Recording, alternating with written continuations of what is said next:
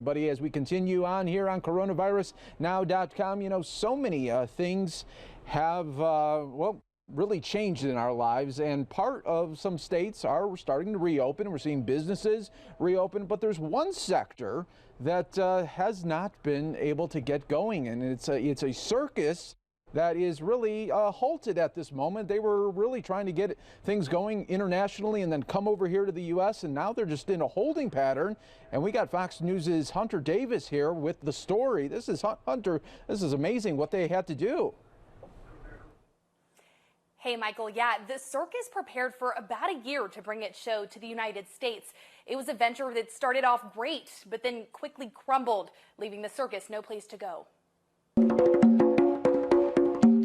Congos breaking the silence as a stranded circus waits for its next move. I'm the 8th generation of a Spanish circus family. My family has been doing a street performance since 1706. Ramon Santos is one of 50 people with Cirque Monte Carlo, an international circus that finally came to the United States in 2020. And we're working together in France and Germany and Spain. Everybody was so excited to open. Performing 7 weeks of an 11-month cross-country tour until COVID-19 left the big top empty. We were all very devastated. But for me, it still is till this day. I'm just waiting. We're all waiting to get back on the road and start performing again. The pandemic led to circus closures worldwide. Cirque du Soleil had to stop nearly 50 shows immediately, including 29 in the U.S.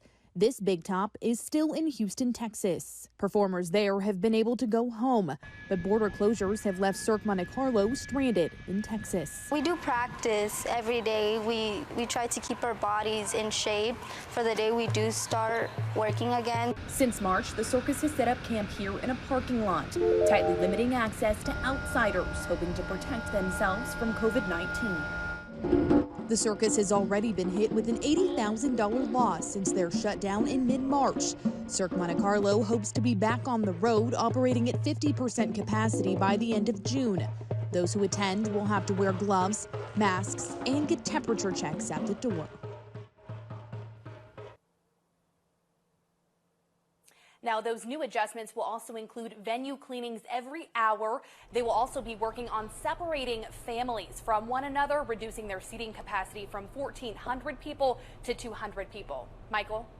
Yeah, and Hunter, you mentioned that they're hoping for a June relaunch. What are some of the things that they're doing right now to prepare for this relaunch come just in a couple of weeks? Yeah, so as you can imagine, they're having to rearrange their travel schedule just depending on what certain states are allowing and not allowing at this point because of the coronavirus. So they're adding some cities and getting away from other cities, and they're having to wait for some of those, approvals from certain cities to be able to travel. Michael? Yeah, just really showing you that every sector pretty much affected because of this pandemic in our country. Thanks so much, Hunter Davis, for giving us this update with this circus that is trying to entertain so many. And, we all need this entertainment, especially now. This would be great if they could get going. Thanks so much, Hunter. Thanks, Michael. All right, more news does continue when we come back right here on News Now and coronavirusnow.com. Live coverage on Fox News Now continues right after this. To keep watching live coverage of Fox News Now, go to fox10phoenix.com or youtube.com.